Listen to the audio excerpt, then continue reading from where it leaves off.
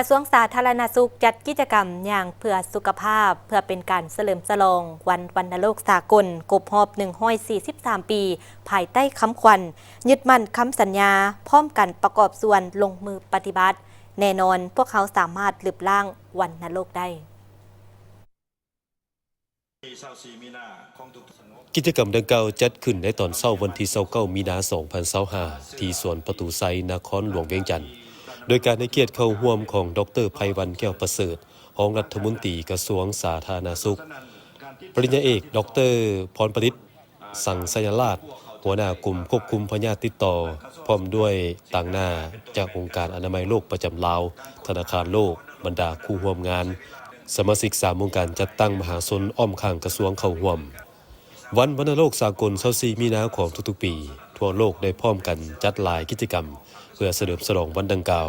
ทางนี้ก็เพื่อเพิ่มความรับรู้ต่อผลให้ของพยาธิวัณโรคต่อกับสุขภาพสังคมเศรษฐกิจและทิศทางในการลบล้างพยาธิวัณโรคซึ่งปี 2025 นี้ร่วมกันเฉลิมฉลองภายใต้คำขวัญยึดมั่นคำสัญญาพร้อมกันประกอบส่วนลงมือปฏิบัติแน่นอนพวกเขาสามารถลบล้างวัณโรคได้พวกเขาจัดพิธีเฉลิมฉลองวันวัณโรคสากล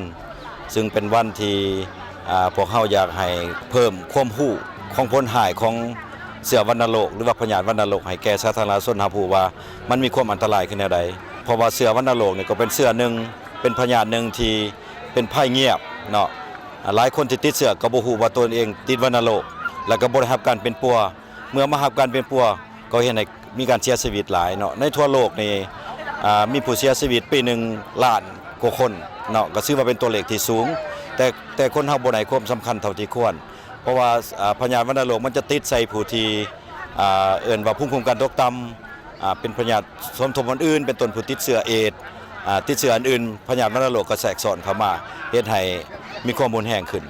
และนอกจากนั้นแล้วการเป็นปัววัณโรคเนี่ยมันใช้เวลาโดนเนาะใช้เวลา6 เดือนในการเป็นปัวฉะนั้นบางคนกินยาไปแล้วก็หยุดและเฮ็ดให้เชื้อวัณโรคหันต้านต่อยาฉะนั้นเฮ็ดให้คนเจ็บดังกล่าวหันเป็นปัวยากขึ้นและเฮ็ดให้เป็นสาเหตุหนึ่งหลักๆในการเสียชีวิตซึ่งว่าในอัตราการติดเชื้อของประเทศของพวกเฮานี่ถือว่าอยู่ในอัตรา100 กว่าคนต่อประชากรแสนคนฉะนั้นก็เป็นตัวเลขที่ค่อนข้างสูงฉะนั้นแล้วสิ่งท้าทายหลายอย่างที่พวกเฮาประเสริฐก็คือเชื้อต้านต่อยาคนเจ็บที่กินยาบ่ครบ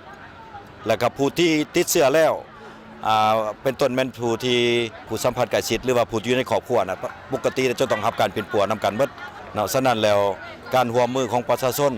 ก็เป็นอันหนึ่งที่สำคัญเพื่อว่าเสียแนวใดป้องกันเชื้อวัณโรคนี่แพร่เอิ้นว่าในวงกว้าง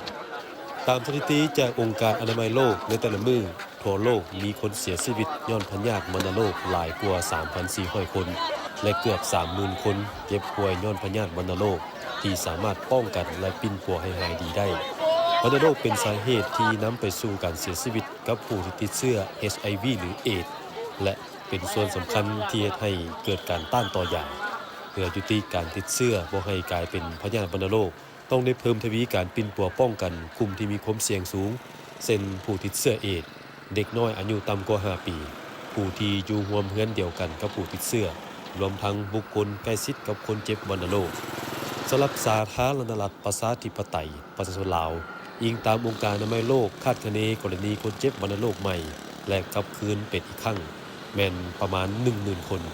และกรณีเสียชีวิตย้อนวัณโรคประมาณ 1,100 คนอย่างใดก็ตามอัตราการปกคุมการปิ้นปัววัณโรคแม่นบรรลุได้ถึง 90% หรือ 9,124 กรณีตามสถิติในปี 2023รัฐบาลลาวได้ยึดมั่นคำสัญญาเพื่อบรรลุยุทธศาสตร์ลบล้างวัณโรคและรับประกันให้ปราศจากวัณโรคภายในปี 2030 โดยการเอาใจใส่การเข้าถึงกลุ่มที่บ่สามารถเข้าถึงและซอกหากรณีวัณโรคให้ได้รับการปิ้นปัวแต่หัวทีโดยการขยายเวียกงานการกันและการเบิ่งแยงดูแลสุ่มใส่ประชากรที่มีความเสี่ยงที่ได้รับผลกระทบและเผชิญกับสิ่งท้าทายในการเข้าถึงการดูแลการปิ้นปัวที่มีคุณภาพขยายเวียกงานการปิ้นปัวป้องกันวัณโรคฮอดขั้นสุขศาลาในขอบเขตตัวประเทศ